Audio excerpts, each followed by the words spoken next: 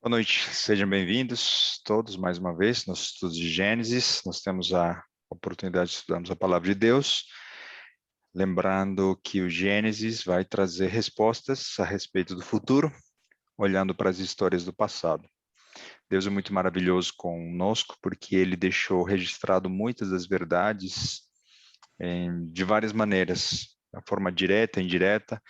E no estudo de hoje nós veremos como os profetas se conectam desde o Gênesis até o Apocalipse de uma maneira maravilhosa, tá bom? Hoje novamente percorreremos a Bíblia toda, tocando os principais profetas, né? E essas conexões nós vamos construir, que já existem, na verdade, na Bíblia, né? Nós apenas estamos aprendendo com as fontes que eu estou consultando, encaixando e preparando e compartilhando isso com todos vocês. E, como sempre, nós não podemos depender das nossas forças, né? Sempre tem o detalhe, às vezes, da tecnologia. E isso é para lembrarmos sempre que nós dependemos de Deus, né? E desse Espírito Santo para conduzir nosso estudo de hoje. Por isso que eu vou pedir ao amigo Antônio, o irmão Antônio, para que ele faça uma oração pelo nosso estudo, por favor. Amém. Senhor meu Deus, te rendemos graças por esse momento, por essa oportunidade que o Senhor nos permite estar aqui para estudar a tua palavra. Hoje estudaremos sobre os profetas, e que teu Santo Espírito esteja conosco, para nos iluminando, nos trazendo sabedoria e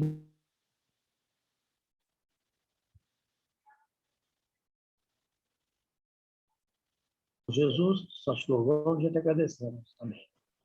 Amém. Obrigado, Antônio. Muito bem. Vocês estão vendo na minha tela, nós temos ilustração dos profetas pelos quais nós percorreremos, tá bom? Nós vemos aqui que há uma conexão... Sumiu o som. Alô? Alô? Estão me ouvindo agora? Alô? Estão me ouvindo? Alô? Estão me ouvindo?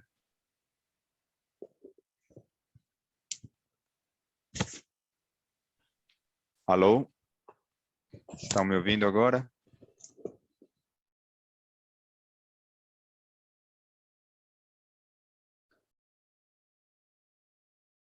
Você está sem som. Tá, não sei o que aconteceu aqui. Estão me ouvindo agora? Não.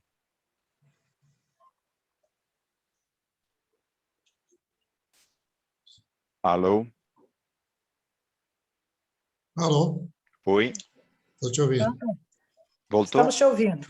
Maravilha, obrigado. Vamos retomar aqui. Agora voltou. Que bom, uma oscilação da conexão. Tomara que seja só isso.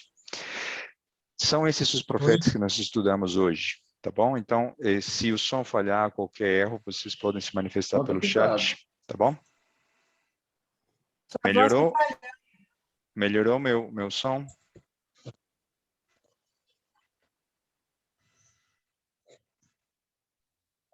Sim, tá bom. Para mim tá. Então, tá bom. Podem enviar uma mensagem pelo chat para me alertar, ou pelo WhatsApp, se estiver caindo, tá bom?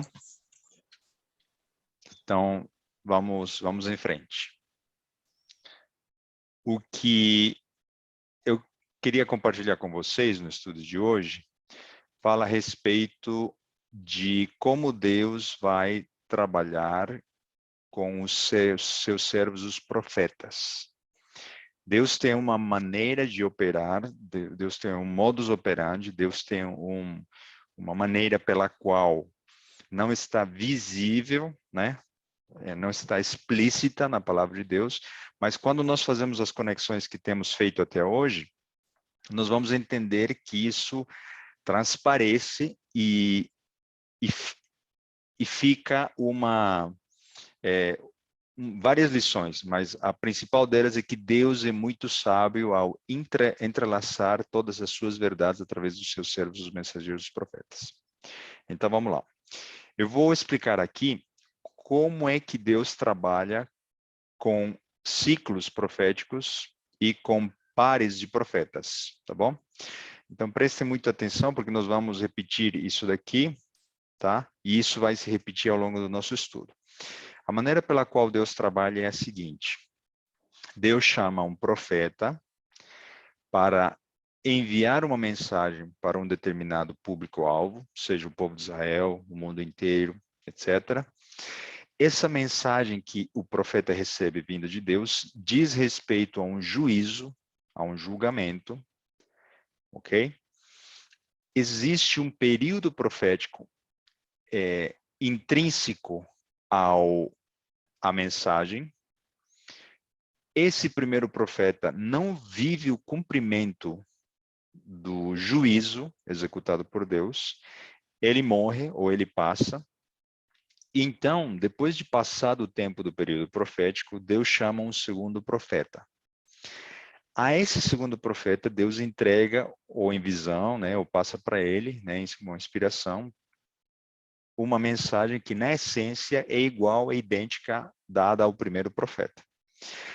Esse segundo profeta vive o cumprimento do juízo, do julgamento, ele é testemunha ocular, visual, e Deus executa esse juízo, e então Deus retira um remanescente de um grupo maior. Tá bom? Então, essa é a maneira que Deus trabalha na Bíblia com os servos dos profetas. Podem ir me falando no chat se está travando, se está melhorando, ou se está oscilando, não tem problema, tá bom? Eu estou lendo aqui o chat, vamos conversando por ele. Eu estou vendo que estou com uma oscilação na conexão de internet. Vamos avaliando, tá bom? Por enquanto melhorou?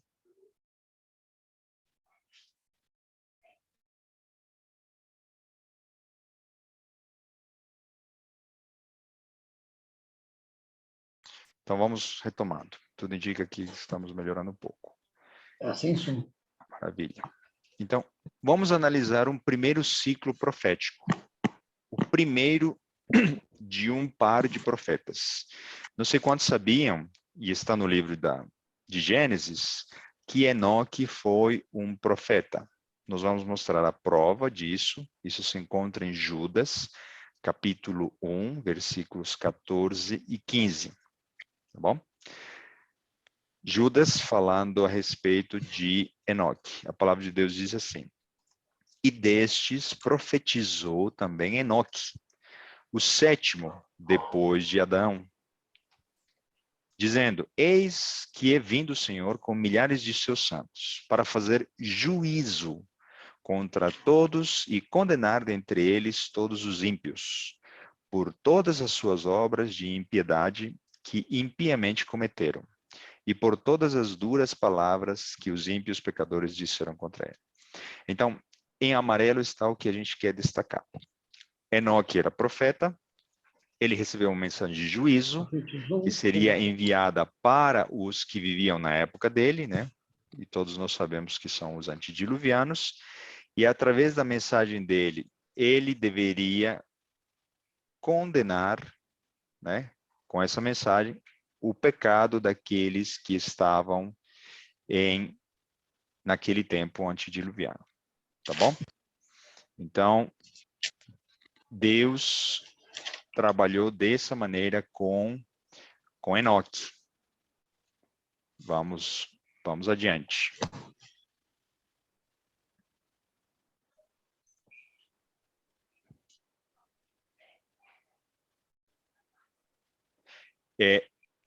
O livro de Gênesis capítulo 5, versículos 21 e 22. Alô, acho que eu caí novamente. Vocês estão me ouvindo?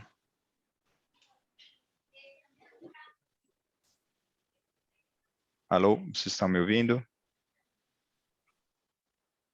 Ok. Agora sim.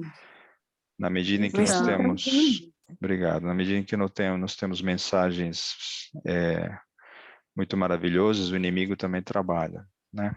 Mas eu peço paciência a vocês e vamos persistir até que a gente consiga. Não estou conseguindo... Johan, está cortando muito. está falhando muito. Uhum. Eu sei, eu estou vendo que, por enquanto, não estou conseguindo melhorar a minha conexão. Vamos aguardar mais um pouco, tá? Tá melhor assim agora?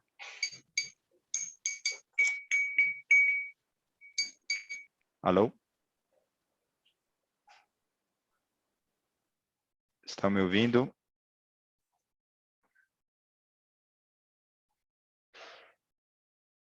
Alô? Está me ouvindo?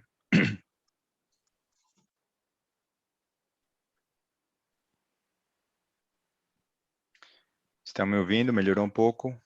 Melhorou. Tá bom. Sim, melhorou. Tá bom, obrigado. Ok. O texto anterior falava de que Enoque era profeta e a mensagem de juízo estava muito clara ali. Onde estava o período profético inserido nesse versículo? Não estava. Mas nesse versículo de Gênesis nós vemos a resposta. E viveu Enoque 65 anos e gerou Matusalém. E andou Enoque com Deus depois que gerou Matusalém 300 anos e gerou filhos e filhas. Como é que o período profético está inserido na mensagem de Enoque? A palavra de Deus é muito interessante porque se nós analisarmos a origem da palavra, do nome Matusalém, nós vamos descobrir de que o nome Matusalém, ele é baseado em dois termos no hebraico que significam mut, salak, que significam morte, mut, né? E salak significa trazer em seguida. De forma que os teólogos propõem que esse nome Matusalém, formado por essas duas palavras, podem significar sua morte trará, quando este morrer, isto virá, ou quando morrer, será enviado. Ok? Quer dizer que Deus pediu a Enoque que seu filho tivesse um nome com um significado muito particular. Ou seja, quando seu filho morresse, alguma coisa aconteceria, alguma coisa viria. Percebem que se Enoque estava falando de juízo, então o julgamento viria quando Matusalém morresse. Ok? Então, é interessante que o juízo que foi enviado, né, para os antediluvianos foi o dilúvio. E quando Matusalém morreu, o dilúvio veio, e nós vamos mostrar isso com a Bíblia, tá bom? Então, a tradição judaica afirma que ele morreu no ano do dilúvio. Não existe um registro, poderíamos dizer assim, direto bíblico, mas os judeus que preservam muito as suas tradições, eles afirmam que ele morreu 10 dias antes do dilúvio cair, tá? Então, o período profético estava vinculado à vida de Matusalém, ok? Dessa maneira, ele era uma mensagem que caminhava pelas ruas das cidades ou pelos campos dos antediluvianos.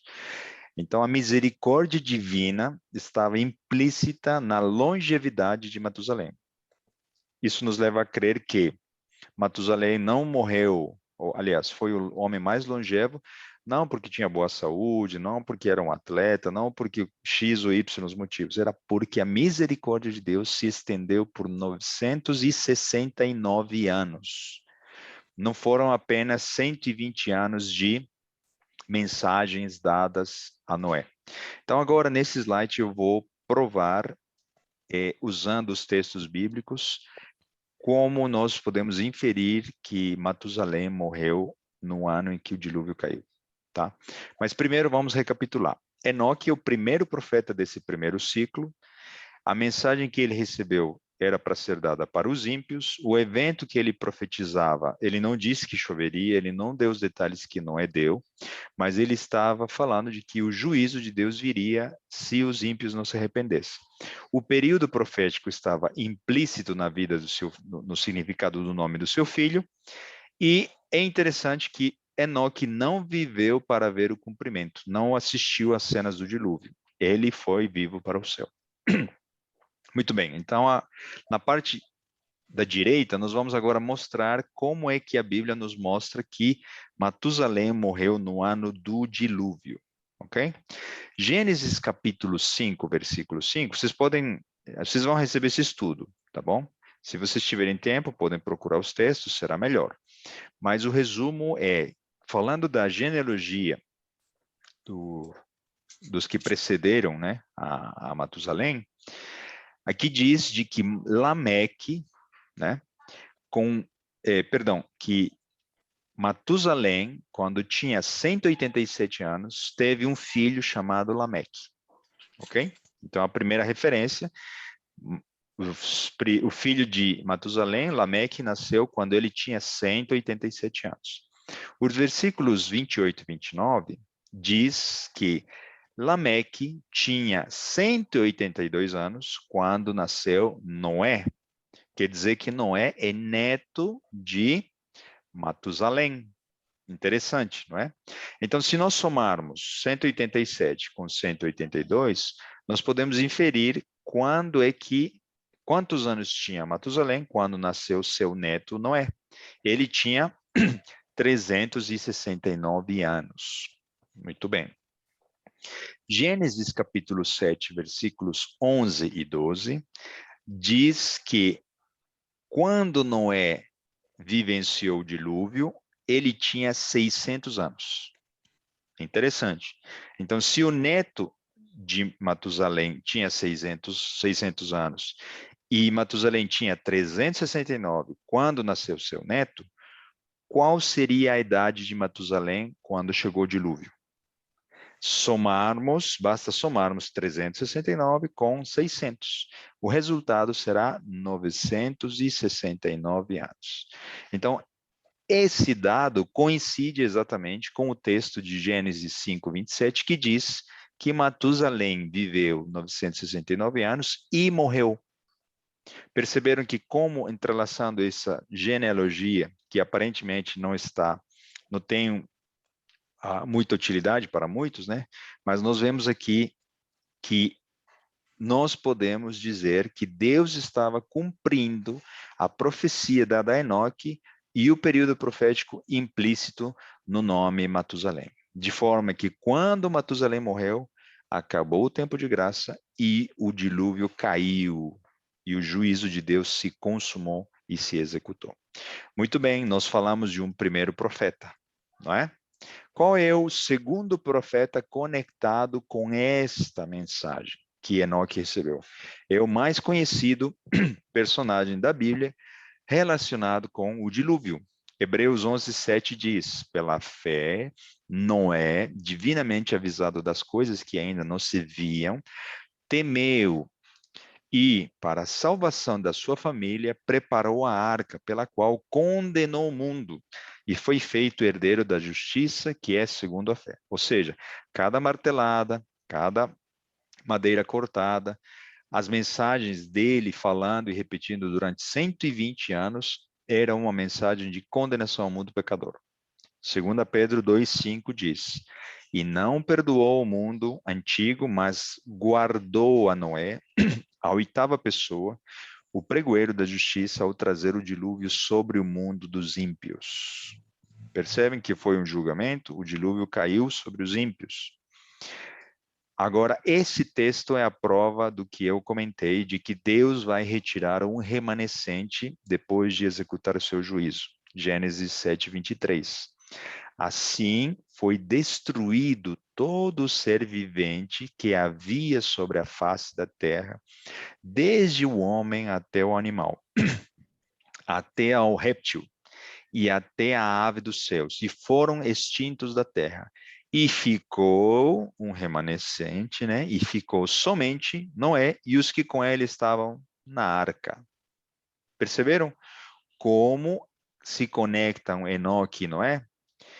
O julgamento que Enoque não deu nome, Noé deu nome e disse que ia chover como castigo, não é? Ele recebeu uma mensagem na essência igual a que Enoque recebeu para o mesmo público-alvo, os antediluvianos, e ele viu o cumprimento quando seu avô morreu e quando as águas caíram do céu e saíram das profundezas da terra. E então, o mais intrigante disso tudo é que Deus vai retirar um remanescente que entrou dentro da arca, 8 pessoas que iniciaram um novo ciclo e uma nova oportunidade para a humanidade. Perceberam que é interessante como o Gênesis se conecta de forma maravilhosa com um dos, se não o principal, né, julgamento, juízo feito contra a humanidade antes da vinda de Jesus? Vamos falar de um segundo ciclo, tá bom? No nosso estudo, nós falaremos de 5. Então, o segundo ciclo fala a respeito de Abraão como sendo o primeiro profeta. Para quem não sabia, Gênesis 27 afirma que Abraão era profeta. Agora, pois, restitui. Está falando quem? Está sendo falado de Elimeleque, né? Elimeleque restitui a mulher ao seu marido. Está falando da mulher de Abraão. Porque profeta é, e rogará a ti para que vivas, porém, se não las restituires, sabe que certamente morrerás tu e todo o que é teu. Esse episódio, quando ele mentiu, dizendo que Sara não era a sua esposa e era a sua irmã. Então, aqui há uma identificação clara de que Abraão é profeta. Vamos ver. Qual é a profecia que Abraão recebeu de Deus? Gênesis 15, 13. Então disse Abraão: saibas de certo que peregrina será a tua descendência em terra alheia e será reduzida à escravidão e será afligida por 400 anos. Que interessante. Profeta e a sua descendência, que na verdade era uma promessa, né? Ele teria uma descendência muito grande, seria afligida por 400 anos. Vamos em diante. Gênesis 15, 14. Mas será, eu vou colocar no mudo, por favor, não, enquanto a gente apresenta por causa da gravação, não coloquem, a não ser mandem uma mensagem no chat para que a gravação dê tudo certo. E aí no final nós teremos opção de perguntas e respostas. Aí nós abriremos o microfone de todo mundo. Mas se tiver um problema na conexão, por favor, me avise. Então, o que o texto diz? De que Deus julgaria a nação a qual ela tem de servir e depois sairá com grande riqueza. Ou seja, Deus permitiria que o inimigo levasse a descendência de Abraão para a escravidão, e já estamos falando de qual seria essa nação, né? Seria o Egito. Porém, Deus julgaria os egípcios e a descendência de Abraão sairia com grande riqueza. Seriam libertos da escravidão. Muito claro, né? Ok? Percebam que Gênesis 15, 15 diz, Deus falando a Abraão, e tu irás aos teus pais em paz, em boa velhice, e serás sepultado. Ou seja, você não verá a grande descendência que eu te darei, e muito menos você verá o período de escravidão e libertação da tua descendência. Ok? Então, a maneira de recapitulação, o modus operandi com o segundo ciclo, o primeiro profeta desse segundo ciclo, chamado Abraão, o julgamento seria contra uma nação opressora da descendência de Abraão, o evento seria uma escravidão, né, dessa descendência, um período profético de 400 anos, e Abraão não vive esse tempo, Abraão morre. Agora eu pergunto para vocês, vocês conhecem um segundo profeta que foi chamado para receber uma mensagem de libertação do povo de Israel quando ele estivesse cativo no Egito? Sim. Oséias 12, 13 diz, mas o Senhor, por meio de um profeta, e o contexto do capítulo 12 está dizendo que Moisés é profeta, fez subir a Israel do Egito, e por um profeta foi ele guardado. Moisés também era profeta. E ele tem tudo a ver, porque ele foi instrumento de libertação de Israel nas mãos dos egípcios. Êxodo 3, 12 E disse, certamente eu serei contigo, e isto te será por sinal de que eu te enviei. Quando houveres tirado este povo do Egito, servireis a Deus neste monte. Ou seja, Deus chamou Moisés para, você vai falar com os líderes de Israel e com o meu povo, que eles sairão do Egito. Eu observei o sofrimento dos meus filhos, né? Parafraseando o texto de Êxodo. Êxodo capítulo 12, versículo 40 e 41. Onde está o período profético dado a Abraão na história de Moisés? A Bíblia diz, o tempo que os filhos de Israel habitaram no Egito foi de 430 anos. E aconteceu que, passados os 430 anos, naquele mesmo dia, todos os exércitos do Senhor, está se referindo ao todo o povo de Israel, né? Uma outra maneira de dizer o mesmo, saíram da terra do Egito. Aqui um esclarecimento bem curto, né? Só para não criar dúvidas, mas posso explicar melhor para quem tiver dúvidas posteriormente. Por que aparece 400 anos para Abraão e por que aparece 430 anos no texto de Êxodo? Porque a diferença está em que Deus fez essa promessa da descendência em dois momentos a Abraão. E a diferença entre essas promessas é de 30 anos. Então, os dois textos têm uma aparente contradição, mas na verdade eles convergem, tá? Então, Deus fez, no intervalo de 30 anos, promessas a respeito da descendência, e no caso aqui, da escravidão da sua descendência, não é? Que viria através de Jacó. Então, vejam como esses dois profetas, homens de Deus, se conectam. O julgamento seria contra o Egito, né? O evento profetizado seria a maneira como Moisés foi mais específico, né? Como Deus julgou o Egito, através de 10 pragas. O período profético, 400 anos dado a Abraão e 430 anos dado a Moisés, referenciando uma data anterior de início para a mesma profecia, tá? Moisés referenciando uma data anterior dada a Abraão. O interessante é que Deus retira um remanescente. Alguns, muito poucos israelitas ficaram no Egito, mas Deus retirou um povo para formar a sua grande nação. Ele então prepararia esse povo no deserto para possuir a nova terra. Perceberam? Então, nós já temos duas evidências, com dois pares de profetas, com dois ciclos, de como Deus atua. Mensagem, juízo, público-alvo. Primeiro profeta morre. Segundo profeta, mensagem, juízo, período profético cumprido. E ele vivencia esse cumprimento. Ele é protagonista desse cumprimento. E Deus retira um remanescente.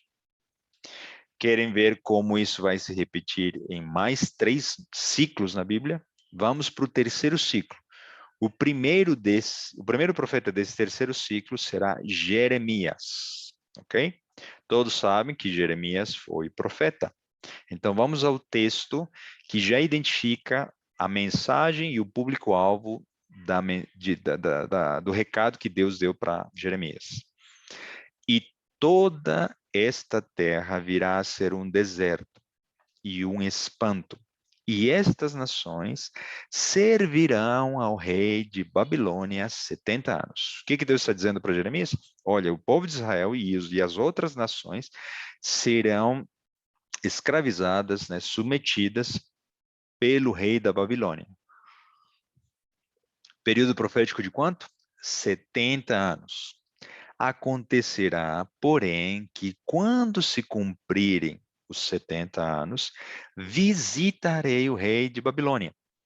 E esta nação, diz o Senhor, castigando a sua iniquidade, e da terra dos caldeus farei deles ruínas perpétuas.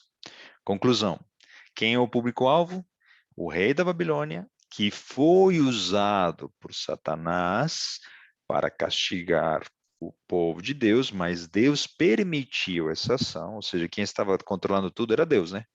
Porque Satanás queria fazer algo e por esse né, por vários e vários motivos de idolatria, desobediência, rebeldia, etc., Deus permitiu que isso viesse, isso acontecesse ao povo de Israel. Porém, Deus castigaria a nação da Babilônia e ao rei Nabucodonosor, neste caso aqui. Ok? Então, nossa recapitulação rápida, o julgamento seria contra Israel e principalmente Babilônia. O exílio babilônico estava sendo profetizado e ele duraria 70 anos. A pergunta é, Jeremias viveu para presenciar o cumprimento dessa profecia dada, né, transmitida por ele? Não.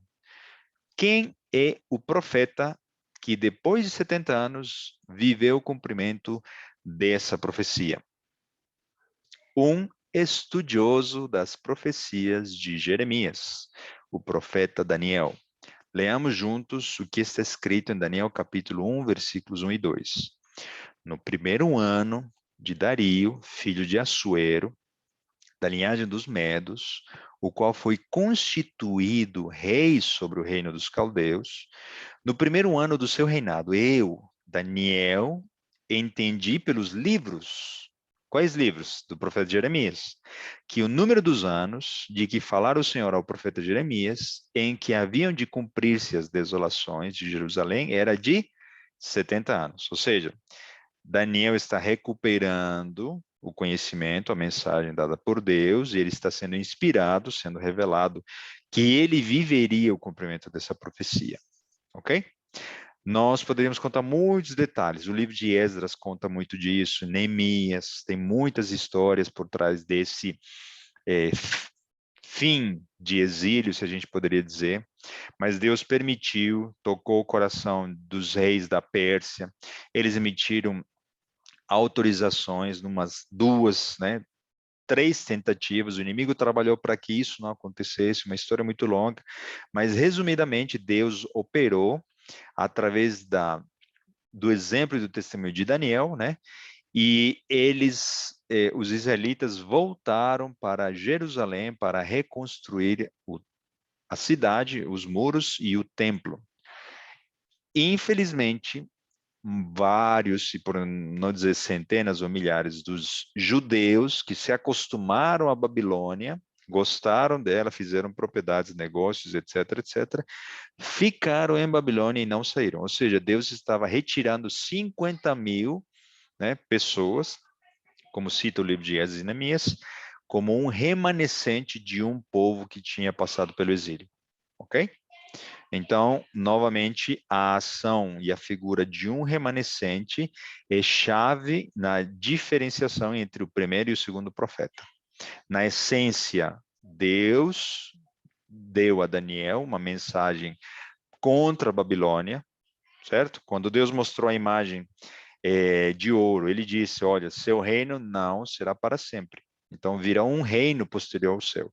Os medos e os persas seguirão a Babilônia, e o rei Nabucodonosor não entendeu no início, mas depois o neto dele viu, né, presenciou a destruição de Babilônia e a tomada ao poder dos medos e dos persas.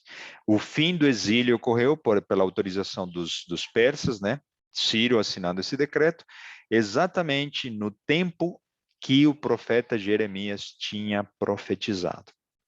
Coincidência? Não. Estamos forçando a barra, tentando montar um quebra-cabeças que ninguém tinha conseguido montar, ou estamos exagerando nas avaliações que estamos fazendo? Não. A Bíblia é muito clara, as histórias são muito semelhantes, as conexões entre esses profetas é muito nítida, e nós podemos concluir de que se o povo de Israel tivesse estudado Jeremias, eles teriam tido uma condição, né, de vida diferente àquela que eles tiveram quando estiveram na Babilônia. E assim, da mesma forma com os ciclos anteriores. Vamos para o quarto ciclo. O quarto ciclo começa com Daniel sendo o primeiro do quarto par de profetas. Daniel não é à toa que é um dos profetas mais conhecidos da Bíblia. Ele não foi não foi apenas o segundo profeta do terceiro ciclo, agora vai ser o primeiro profeta do quarto ciclo. Vejam como. Esse texto de Daniel 9, 24 e 25 vai falar o quê? Ele já começa de cara com o período profético. Percebam. 70 semanas estão determinadas sobre o teu povo. Uma mensagem para o povo de Israel, público-alvo definido. Período profético definido. E sobre a tua santa cidade, para cessar a transgressão e para dar fim aos pecados, e para expiar a iniquidade, e trazer a justiça eterna, e selar a visão e a profecia, e para ungir o Santíssimo. Sabe e entende, desde a saída da ordem, para restaurar e para edificar Jerusalém, e ele presenciou, e nós acabamos de falar essa saída, né, autorizada pelos medos e os persas, até ao Messias, ou seja, até Jesus Cristo, o príncipe, haverá 7 semanas e 62 semanas, as ruas e o muro se reedificarão, mas em tempos angustiosos.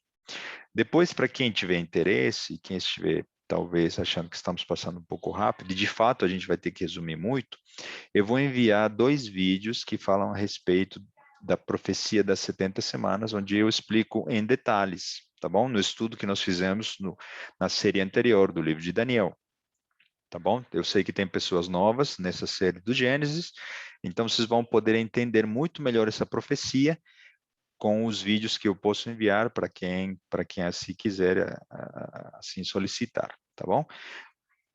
Continuamos com a profecia. Daqui a pouco eu vou mostrar um gráfico exemplificando, tá? Que aqui está falando de 70 semanas, 62 semanas, tá? Esse período maior de 70 semanas, ele é dividido em períodos menores. Vejam, e depois das 62 semanas será cortado o Messias. Ou seja, alguma coisa ocorreria com Jesus, mas não para si mesmo. E o povo do príncipe que há de vir destruirá a cidade e o santuário. E o seu fim será com uma inundação. Até o fim haverá guerra. Estão determinadas as assolações. E ele firmará aliança com muitos por uma semana, e na metade da semana fará cessar o sacrifício e a oblação, e sobre a asa das abominações virá o assolador. E isso até a consumação, o que está determinado será derramado sobre o assolador. Vamos lá. Vamos explicar bem resumidamente, tá? Pelo nosso tempo curto, mas para deixar tudo bem claro. As 70 semanas, numa linguagem simbólica e profética, cada dia representa um ano, ok? Então, cada semana tem 7 dias, então 70 semanas nós multiplicamos por 7, para nós obtermos o número de dias. Isso resulta em 490 dias. Aplicando um princípio profético de interpretação de períodos proféticos, cada dia é igual a um ano, Ezequiel 14, e números 14 Ezequiel 39, se não me engano, nos permitem aplicar o princípio de dia por ano, ou seja, os 490 dias são 490 anos, tá? Então, quando se inicia essas 70 semanas? No ano em que os persas autorizaram a saída para a reconstrução de Jerusalém. Isso ocorreu no ano 457 a.C. Aqui tem uma figura, porque o ponto-chave para início desse período profético é a assinatura de um decreto, tá bom? 7 semanas, ou seja, 49 anos depois, 7 vezes 7, 49, né? Usando o princípio dia por ano, 49 anos. 49 anos durou o tempo para reconstruir Jerusalém. Vejam que dificuldade, né? Que o inimigo trouxe para esse projeto divino e do povo de Israel. Então, esse templo, perdão, esses muros e o templo terminaram de serem reconstruídos no ano 408 a.C. Estamos diminuindo no tempo, né? Porque estamos decrescendo até a chegada do Messias. 7 semanas e 62 semanas. Ok? Então, como o texto dizia, 62 semanas vezes 7 dá 434 anos. 408 mais 434 nos leva até o ano 27 depois de Cristo, quando, segundo o texto, o Messias seria ungido. Isso não é coincidência, mas Jesus comprovaria, né, com o fato do batismo. O batismo de Jesus foi um ungimento. O Pai reconheceu aquele dia que o seu filho estava iniciando o seu ministério, tá bom? Então percebam que se nós temos 70 semanas e já passaram 7 e 62, que somando dão 69, nós ainda temos uma última semana desse período. Essa última semana, como dizia o texto, né, no meio da semana, o Messias seria cortado. Se uma semana representa 7 anos, no meio da semana representam o quê? 3 anos e meio. Exatamente o tempo em exatamente o tempo que durou o ministério de Jesus. 3 anos e meio depois do seu batismo, no ano 31 depois de Cristo, Jesus seria morto na cruz do Calvário. Ele seria o quê? Cortado, como dizia o texto. E o que ocorreu na última meia semana, 3 anos e meio depois da morte de Cristo? Estevão seria apedrejado para deixar a prova de que o povo de Israel recebeu 490 anos de misericórdia para levarem uma mensagem especial para as outras nações. Então, esse foi o tempo limite que Deus esperou para que Israel se arrependesse dos seus pecados. O ano 34 depois de Cristo, Deus iniciou a igreja apostólica, né, iniciou a abertura para fazer parte do povo de Deus, tanto para judeus quanto para gentios. Não havia agora um único povo de Israel, limitado à etnia ou à geografia de Israel na Palestina. A partir desse ano, Deus estaria abrindo a possibilidade de que brasileiros, americanos, pudessem ser enxertados pela fé na herança de Abraão e pudessem se tornar povo de Deus, tá bom? Então, só para lembrar e ninguém se perder. O público-alvo é o povo de Israel e 490 anos estavam determinados. O que é o texto no original? A palavra é cortados. Significa, olha, 490 anos estão cortados, definidos para o tempo de graça para o povo de Israel como sendo uma nação escolhida. Tá bom? Então, a recapitulação, um pouquinho mais de detalhes, mas na essência nós temos o mesmo modus operandi. Daniel, o primeiro profeta do quarto ciclo. Um tempo de graça previsto para o povo de Israel. O evento envolvido a vinda, o batismo, né, a morte e o apedrejamento de Estevão. Ok? O período profético, 70 semanas, e Daniel não viveu para presenciar o cumprimento dessa profecia, a profecia das 70 semanas, ok? Vocês conhecem um profeta que viveu e presenciou o cumprimento do batismo de Jesus, e ele deu uma mensagem para o povo de Israel dizendo de que eles deveriam se arrepender dos seus pecados? Porque a sua hora, né, como povo escolhido, estava chegando ao seu fim? Muito bem, eu vou apresentar para quem não se lembra, a João Batista. Mateus 13:13 diz: Então veio Jesus da Galileia ter com João, junto do Jordão, para ser batizado por ele. Por que nós trazemos esse texto? Porque se o Messias foi ungido na profecia do diagrama anterior, quem participou do ungimento, do batismo no Rio Jordão, do Messias foi João Batista, não é? Então vejam o que Deus colocou, ou João disse aqui, né? João 1:41. Este achou primeiro o seu irmão Simão e disse-lhe: Achamos o Messias, que traduzido é o Cristo.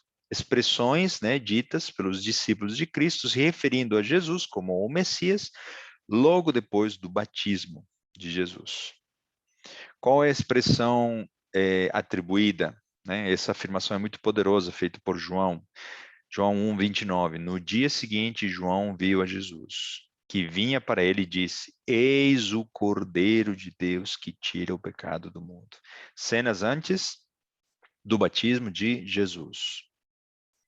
Agora vamos falar qual é a mensagem que João Batista tinha que dar e a quem. Vejam, João Batista, Mateus 3, 9 a 10, está falando para o povo de Israel e mais especificamente para os líderes religiosos da nação de Israel. E não presumais de vós mesmos, dizendo, temos por pai Abraão, porque eu vos digo que mesmo destas pedras Deus pode suscitar filhos a Abraão. O que João está dizendo para eles? Olha, não adianta vocês acharem que são descendentes de Abraão, e por isso vocês se acham privilegiados, e por isso vocês acham que estão sem pecado, e que a linhagem de Abraão vai salvar vocês como nação, tá? Em outras palavras, João sempre disse isso para esses líderes religiosos de Israel. E também, agora, está posto o machado. O que um machado faz, se não é cortar? 490 anos, 70 semanas estão cortadas, estão determinadas sobre o teu povo. E também agora está posto o machado à raiz das árvores. Qual árvore? Da nação israelita. Toda árvore, se referindo a Israel, aqui entre parênteses, pois que não produz bom fruto, é cortada e lançada ao fogo. Resumindo, vocês acreditam que basta ser descendente de Abraão para se salvar? Não. Deus pode tornar estas pedras filhos de Abraão. Seus frutos, depois de centenas, de anos, depois de 490 anos de misericórdia, não são bons, são hipocrisia, etc, etc, etc. Então, João está dizendo, olha, seu tempo está acabando e Deus vai usar um machado para cortar vocês como nação escolhida. Perceberam? João Batista é o segundo profeta deste quarto ciclo. Israel seria cortado, João Batista presenciou, executou o batismo de Jesus, né? O período profético condiz com o profetizado por Daniel sobre o batismo, morte de Jesus e a morte de Estevão, e Deus retira um remanescente. Depois de consumar o machado cortando, né, um julgamento contra a nação de Israel, Deus chama 12 discípulos, e esses 12 discípulos instauram o que seria a nova versão do povo de Israel. Então Deus retira um remanescente de um grupo que não aceitou o convite de Deus, tanto para ser bênção ou para o arrependimento dos seus pecados, tá bom? Nós chegamos ao quinto e último ciclo profético. Percebam como Deus é maravilhoso, está conectando esses profetas de forma muito, muito interessante. Daniel é tão importante que ele é o primeiro profeta deste quinto ciclo. Eu sei que o horário avançou, mas como nós iniciamos um pouquinho atrasados, eu queria um pouquinho da paciência de vocês para nós chegarmos até o final do estudo, tá? Para nós não dividirmos em duas partes. Qual é a mensagem dada a Daniel? Daniel 8:14. E ele me disse, até 2.300 tardes e manhãs, e o santuário será purificado. Período profético definido, público-alvo nós falaremos daqui a pouco. E onde está a mensagem de juízo aqui? Lembra que a gente falou? O juízo ecoaria por todos os profetas que nós vimos até agora. Quando nós estudamos o assunto do santuário, nós vamos perceber que o dia em que o santuário do deserto dado a Moisés era purificado, era no dia da expiação. Esse dia era muito especial e ocorreria apenas uma vez no ano. Expiar é purificar, limpar, perdoar os pecados da nação durante aquele ano todo. Então, indiretamente, o que Deus está dizendo aqui, é o seguinte: depois de cumpridos 2.300 tardes e manhãs, eu farei um juízo, um julgamento a respeito dos pecados do meu povo para expiar, purificar e perdoar. Perceberam? Então, a mensagem de juízo está implicitamente na purificação do santuário no dia solene da expiação. Tá bom? Novamente, eu tenho um segundo link que eu posso enviar aqui, explicando melhor o que isso significa, qual a profecia, etc, etc. E aqui nós temos o resumo do resumo desse vídeo que pode, que se não me engano também tem duração de 1 hora, tá? Então, se você tem interesse, eu gostaria muito que você abrisse, né, esse material para que você possa entender. E o que nós vamos fazer aqui é resumir. E não vai ser tão complicado, como você vai perceber. 2.300 tardes e manhãs representam 2.300 dias. Usando o princípio dia por ano, 2.300 anos. A profecia que nós vimos no ciclo anterior está totalmente conectada com Daniel 8,14, de forma que a primeira parte da profecia dos 2.300 anos é a profecia das 70 semanas. Ou seja, você já pegou a explicação de toda essa primeira parte. Ok? Então, eu não preciso repetir, eu preciso apenas dizer, olha, os 2.300 anos se iniciam no ano 457 com a autorização, o decreto assinado pelos persas para a reconstrução do Templo de Jerusalém. Então, a conta que nós faremos será muito simples. Vamos retirar de 2.300 anos, vamos retirar 490, que é a primeira parte das 70 semanas. Isso vai dar 1.810 anos, que é o período de tempo que nós vamos acrescentar ao ano 34.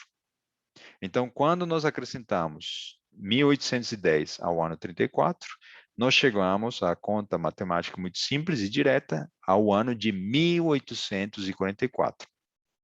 Esse ano, Jesus passaria do lugar santo ao lugar santíssimo no santuário celestial. O livro de Hebreus diz de que existe um santuário no céu e que Jesus Cristo é o sumo sacerdote desse santuário. Para que ninguém tenha as ideias desconexas, quando Jesus morreu e ressuscitou e ascendeu ao céu, ele não subiu para ficar com os braços cruzados, sentado no trono, sem fazer nada pelos seus filhos. Ele deixou suas vestes como cordeiro e agora assumiu suas vestes sacerdotais desde a sua ascensão. Desde o ano 31 até o ano de 1844, Jesus estava trabalhando pela sua e pela minha salvação, né? Nesse caso não era possível pela nossa, né? Porque nós nascemos depois do ano de 1844, mas ele estava trabalhando, intercedendo pelos seus filhos.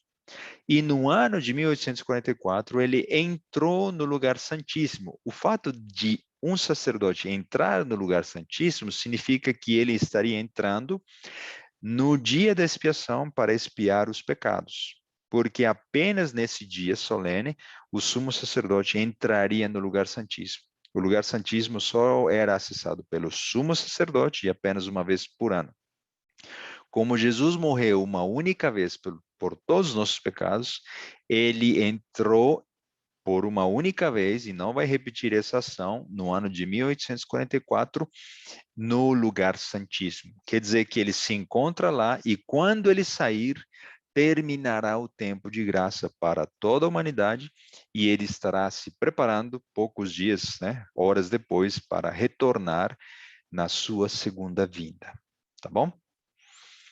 Esse é o tempo, a mensagem dada a Daniel. Vejam que interessante, Daniel 12, 4, 13 diz, e tu, Daniel, encerra estas palavras e sela este livro até o fim do tempo. Tu, porém, vai até o fim, porque descansarás e te levantarás da tua herança no fim dos dias. Ou seja, Deus está dizendo, filho, você foi muito fiel, muito amado, mas você vai descansar. Esse período de tempo vai muito longe da sua existência. A maneira de recapitulação, Daniel é o primeiro profeta deste quinto ciclo. Ele recebe uma mensagem de expiação e julgamento em Daniel 8,14. O período profético de 2.300 anos é mencionado no mesmo texto. O evento é a purificação do santuário e ele não vive, né? Daniel sela o livro e ele morre e descansa. E ele está aguardando o dia do retorno de Jesus. Aqui vem a parte mais interessante. Qual é o profeta que viveria o cumprimento do ano de 1844, ou seja, o fim das 2.300 tardes e manhãs, falaria a respeito do santuário, do dia da expiação e do julgamento, e Deus retiraria um remanescente. Para nós entendermos um pouco melhor quem é o segundo profeta deste último ciclo, eu vou explicar bem rapidamente uma profecia que estaria vinculada com esse remanescente que seria retirado desse segundo profeta. A profecia se encontra no livro de Apocalipse 10, 10. E tomei o livrinho da mão do anjo e comi-o. E na minha boca era doce como mel. E havendo-o comido, o meu ventre ficou amargo. É uma linguagem simbólica, não precisa se preocupar, nós vamos explicar. Esse livrinho não foi comido literalmente, tá? Esse livrinho contém uma mensagem dada a um grupo de cristãos. Essa mensagem, quando foi assimilada num primeiro momento, foi maravilhosa e foi muito doce. Porém, quando passou um pouco de tempo e foi assimilada e não ocorreu algo que eles esperavam, se tornou uma mensagem amarga de entender, de assimilar e de compreender, tá bom? Apocalipse 10, 11 diz, e ele disse-me, importa que profetizes outra vez a muitos povos, nações e línguas e reis. Ou seja, esse grupo de cristãos que passariam por esse desapontamento, eles depois de compreenderem por que ocorreu esse desapontamento, quando, como foi, etc., eles foram chamados como remanescentes para quê? Para compartilhar essas profecias a muitos povos, nações e línguas e reis. E é o que nós estamos fazendo hoje à noite, tá bom? E para nós entendermos isso daí, eu vou apresentar para quem não é da Igreja Adventista do Sétimo Dia, eu vou apresentar aqui a Ellen G. White. Ellen G. White é uma menina que com 17 anos foi chamada por Deus para receber visões, tá? E ela, os primeiros escritos que ela, inclusive tem um livro com esse nome, né?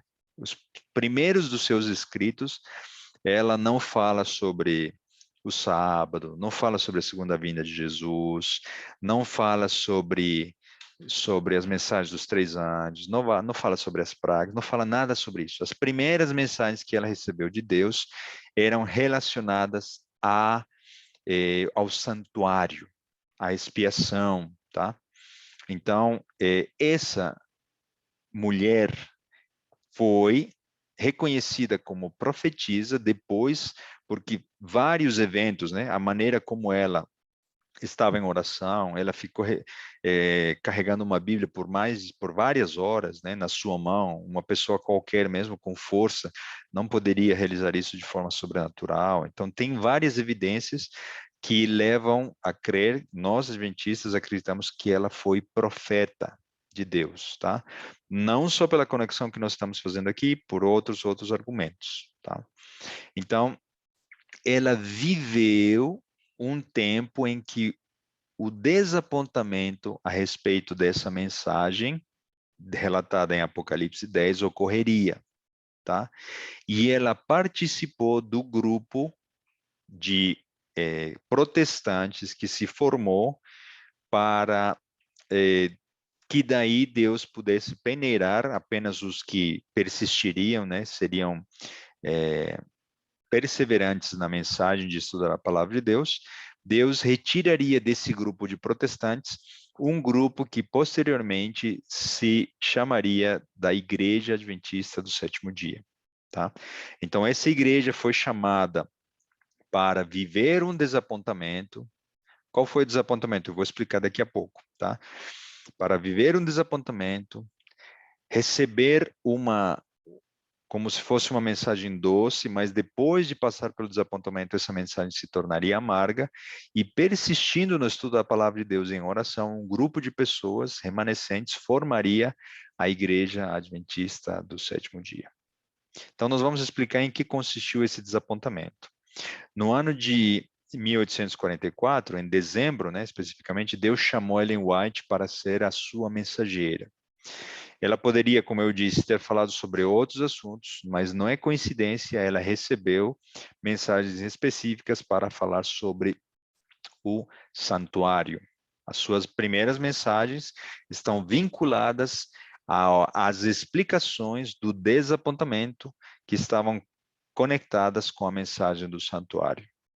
E essa mensagem do dia da expiação, do dia do julgamento, diz a respeito de um juízo investigativo que se iniciaria e seria realizado por Jesus, tá bom? Então, por que houve um desapontamento? Aqui estão a foto e as ilustrações dos protagonistas desse grupo de crentes, né, e cristãos. Aqui está Guilherme Miller. Guilherme Miller era um batista que, estudando as profecias de Daniel capítulo 8, Daniel capítulo 9, ele recebeu de Deus, né, nos seus estudos, a explicação da simbologia dos períodos proféticos, e quando ele leu Daniel 8,14, dizendo de que o santuário seria purificado, ele fez o diagrama que eu mostrei das 70 semanas e das 2.300 tardes e manhãs, foi Guilherme Miller, antes de 1844, que ele estabeleceu, tá bom? Dirigido por Deus. Ele não foi profeta, mas ele era um estudioso da palavra. Então, quando ele descobriu essa maravilhosa profecia, ele disse, olha, se o santuário vai ser purificado, quer dizer que Jesus vai resolver o problema do pecado para todo sempre neste mundo. Então, ele acertou com todos os diagramas, com todas as datas e com tudo. O único detalhe que ele errou, e Deus permitiu que assim fosse, foi com o evento profetizado. Ele entendeu que o santuário seria o planeta Terra e que Jesus, voltando nas nuvens dos céus, ele purificaria a terra, né, do pecado, e então esse texto se referiria à segunda vinda de Jesus purificando o planeta do pecado e limpando, né, esse planeta. Então, como ele não compreendia o estudo e o assunto do santuário, e depois eu vou enviar no link, no grupo, para vocês assistirem com mais tempo, existe um filme muito lindo, intitulado Como Tudo Começou. E ali vocês, com o tempo, vocês vão poder apreciar nesse filme toda a história que está por trás disso, tá? De quais igrejas, presbiteriana, batista, metodista e outros grupos, milhares e milhares de pessoas nos Estados Unidos, principalmente, entenderam essa mensagem, fez muito sentido, acreditaram e todos disseram, Jesus vai voltar na nossa geração. Venderam suas propriedades, a tal ponto chegou a alegria dessas pessoas que algumas pessoas perderam seus entes queridos algumas semanas antes do ano de 1844, 22 de outubro especificamente, tá? Então elas perderam o ser querido e falaram, olha, daqui a uma semana, daqui a 2 semanas, essa pessoa vai ressuscitar porque Jesus vai voltar, acreditando nas promessas, tá? Então, vejam quão doce foi essa mensagem que eles receberam. O detalhe é que Jesus não voltou, e todos nós sabemos disso, no ano de 1844, mas entendendo a mensagem do santuário, e essa verdade foi assimilada por esse grupo de pessoas, muitos abandonaram e falaram, olha, alguma coisa estava errada com Guilherme Miller, alguma coisa deu errada, mas nós voltaremos para as nossas, né, atividades, nós retornaremos para as nossas igrejas, e apenas poucos dessas centenas de milhares de pessoas, elas persistiram em oração, em vigília, o estudo da palavra. E numa tarde, né, quando um desses homens, Hiriam Edson, estava atravessando o milharal, Deus mostrou em visão de que Jesus estava mudando de compartimento no santuário celestial. Ele estava saindo do lugar santo e estava entrando no lugar santíssimo.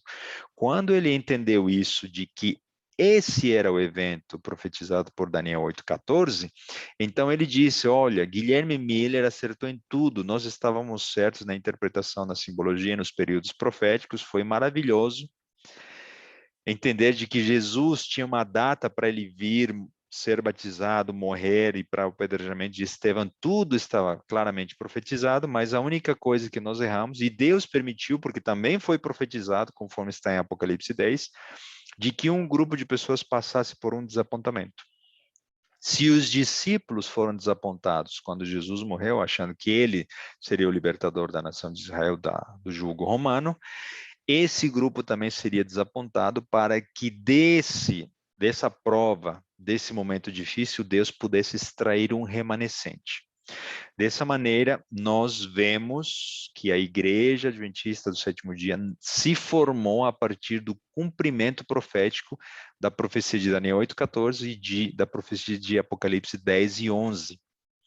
A Igreja Adventista do Sétimo Dia não surgiu porque um pastor brigou com outro, não surgiu porque os brilhos de um pastor, né, foram motivados pelo dinheiro, pelo dízimo, achou um bom negócio abrir uma nova igreja, um novo grupo, e ali ele começou a pregar uma verdade diferente. Não. O surgimento da Igreja Adventista do Sétimo Dia é profético pela ação e condução divina. E por esse motivo nós temos a alegria de apresentar para aqueles que não são adventistas essas verdades. Eu pergunto para vocês, se tudo que nós estamos estudando hoje tivesse sido de conhecimento de todas essas pessoas, elas não teriam passado por esse desapontamento. Mas o que nós podemos dizer é que a verdade de Deus é progressiva. Deus vai revelando conforme os seres humanos da época conseguem assimilar. Tá? Então, nós temos mais luz do que os nossos antepassados por um motivo pelo qual nós temos oportunidade de testemunhar. E antes da segunda vinda de Jesus, Deus vai também revelar verdades que hoje nós ainda não compreendemos. Tá? E se existia um ser interessado, e ele, tenho certeza ele conseguiu desmistificar esses ciclos, não foi nenhum cristão, não foi nenhum israelita, não foi nenhum apóstolo. Infelizmente, era o inimigo das almas. Satanás estava olhando para a data, o evento, o grupo de pessoas se formando e vendo que ele precisava semear joio, precisava semear mensagens desvirtuadas, ele precisava chamar falsos profetas para que ninguém pudesse reconhecer quem seria Ellen White e que mensagem ela e esse grupo de pessoas deveria levar ao mundo.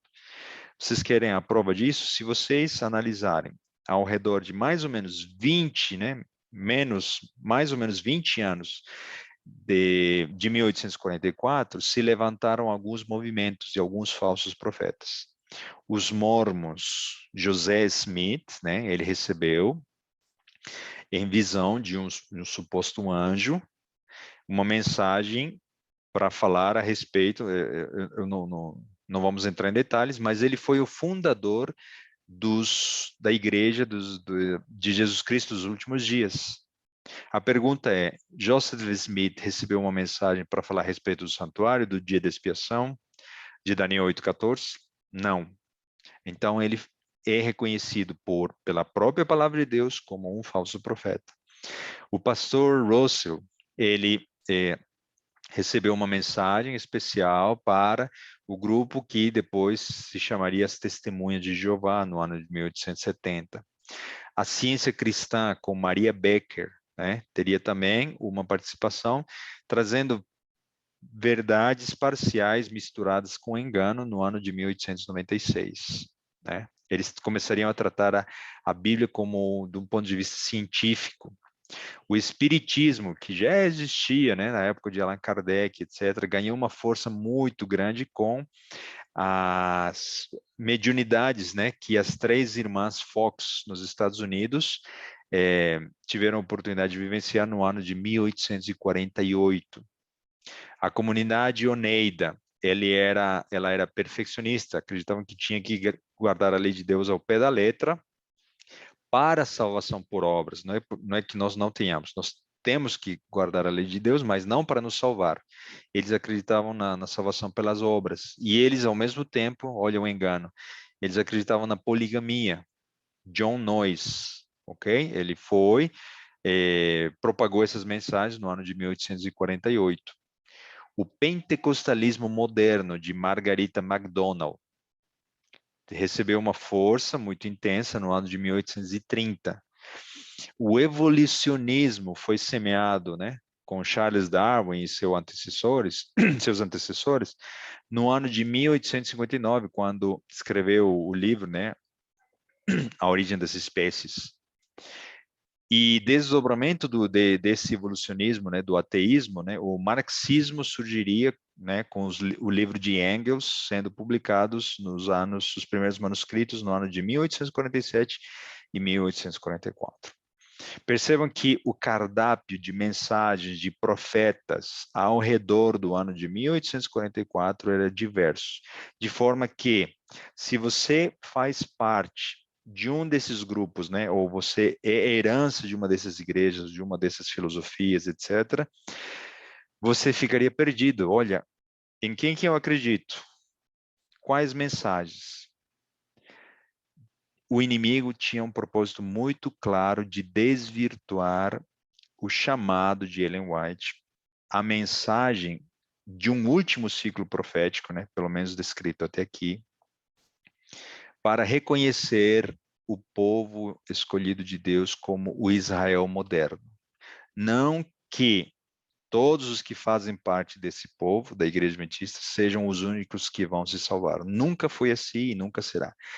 A responsabilidade é proporcional ao privilégio desse grupo de pessoas, irmãos, que conhecem essas verdades e têm o dever de levar essa mensagem ao mundo.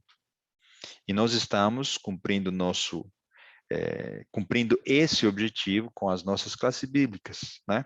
Por isso nós compartilhamos e a boa parte, inclusive, dos nossos irmãos desconhece, às vezes, em detalhes, esse tipo de conexões, né, entre os profetas.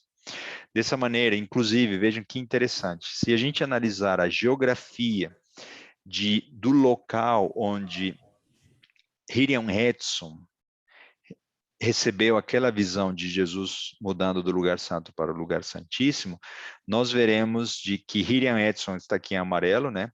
Naquela região próxima ao estado de Nova York, próximo a um dos lagos, na divisa com o Canadá hoje.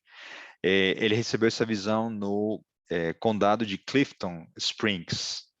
Joseph Smith, né, recebeu aquela visão de aquele anjo, obviamente que não era um anjo enviado por Deus, no condado de Palmyra, a algumas milhas longe de Clifton Springs.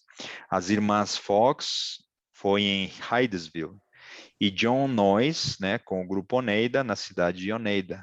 Então,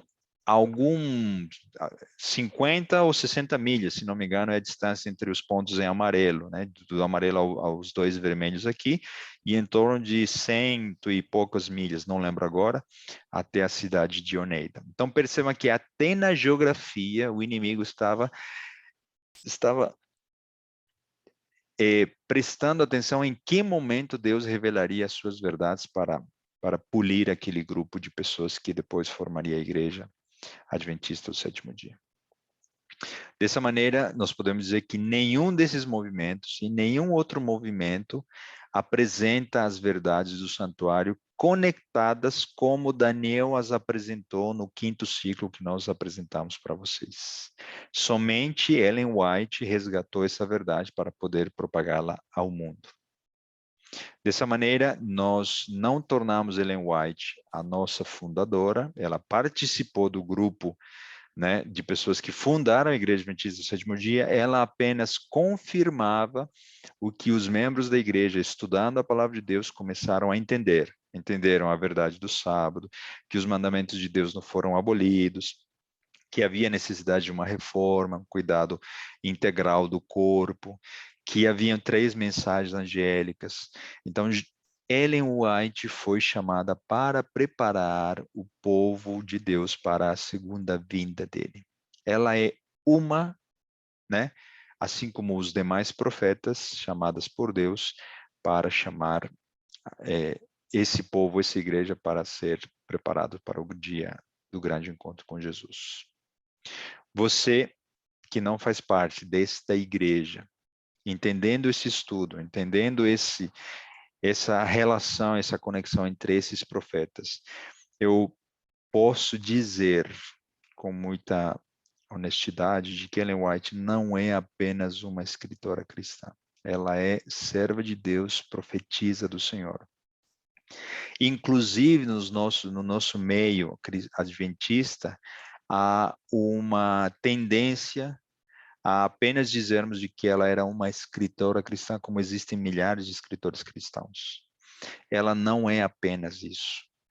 Então, precisamos, nós que já somos adventistas, entendermos que as mensagens dela são para nossos dias. E aqueles que não fazem parte da nossa igreja, eu gostaria de estender um convite muito especial no dia de hoje. Nós estamos no penúltimo capítulo da nossa série do Gênesis, e eu queria convidar a que essas pessoas façam parte da nossa comunidade. Entendendo essas verdades, entendendo tudo que nós estamos apresentando, Deus deseja que você faça parte desse grupo. Porque através do batismo, né, como Jesus se batizou, foi ungido, você poderia também aceitar o convite de fazer parte de uma igreja que tem a responsabilidade de compartilhar essas verdades com outras pessoas. Que Deus abençoe você, a sua decisão, porque o assunto que nós tratamos hoje diz respeito à conexão das verdades. De nada valeria a gente conhecer as verdades se a gente não compartilhasse. E de nada valeria conhecermos a verdade se a gente não tomasse uma decisão. É por isso que eu tenho, não pela minha função como professor ou como líder de igreja, eu tenho, no mínimo, mais do que estender esse convite, de que você faça planos de fazer parte do grupo que esperará com os braços abertos e com a testa olhando para cima, com alegria, a segunda vida do nosso querido Jesus e Salvador. Que Deus abençoe você, sua família, e nós vamos terminar como uma oração. Nosso querido Deus, nosso bom Pai, Senhor, muito obrigado pela Tua palavra, muito obrigado porque essas verdades nos fazem estremecer de alegria quando nós as descobrimos, quando nós as entendemos, quando nós vemos como Tu és maravilhoso, guardas os Teus segredos para os Teus filhos que buscam em oração, em estudo, com humildade. E nós queremos, Senhor, compartilhar essas verdades com mais pessoas, para que elas possam entender o momento que nós estamos vivendo, um momento de entrega, um momento de reconhecimento de que o Senhor tem o controle da história e que ainda vai permitir que a luz que falta ser derramada para os nossos dias será para preparar-nos para o grande encontro com o Teu Filho. Abençoe cada pessoa que está aqui, cada pessoa que ouvirá essa mensagem, que eles possam entregar sua vida e um dia, se for, nós sabemos que é da Tua vontade, Senhor, que elas possam entregar sua vida a Cristo nas águas do batismo. São bênçãos que nós pedimos e agradecemos em nome de Jesus. Amém. Nós vamos terminar a gravação para nós abrirmos nosso espaço para